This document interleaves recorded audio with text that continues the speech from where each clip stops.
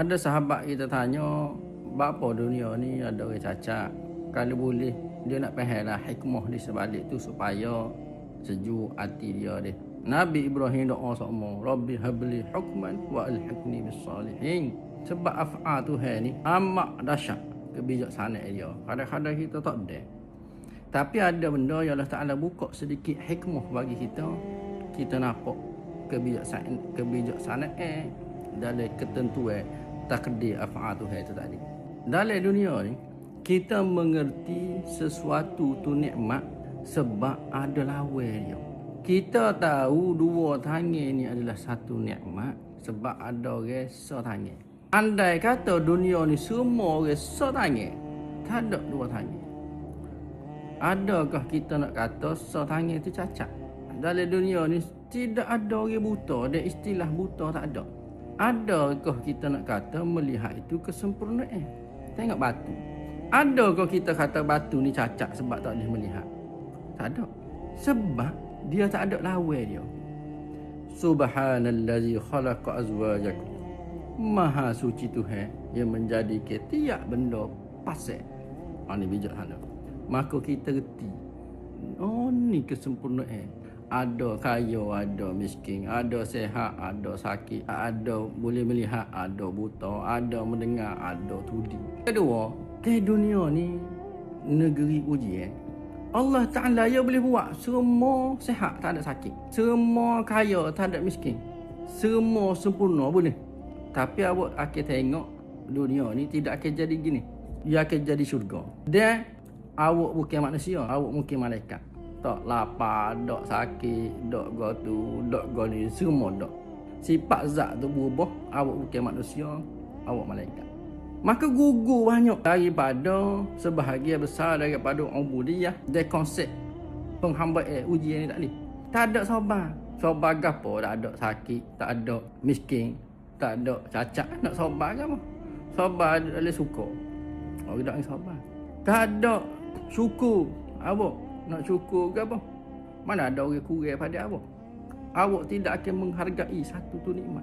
Awak pergi sebutir kampung tu, semua banglo super belakang. Ferrari super belakang.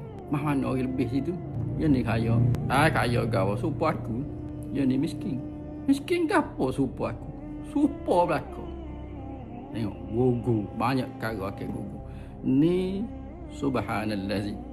Sebab tu diulang dalam Quran, Maha Suci Tuhan yang jadi kendo pasal Maha Suci Tuhan.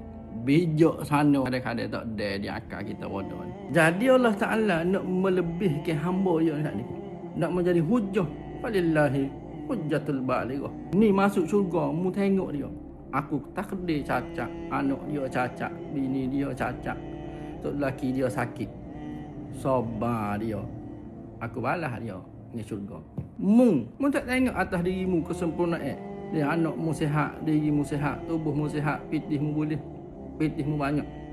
Tapi mu deraka, menjadi hujah. Memangmu selayaknya deraka. Kita jangan ingat hak kurang je tadi ujian okey. Hak nikmat pun ujian dengan jalan syukur. Jangan kita tengok yang ni tak ada pitih. Duduk dalam ujian sianya ke dia. Mu ada pitih juta mu dalam ujian.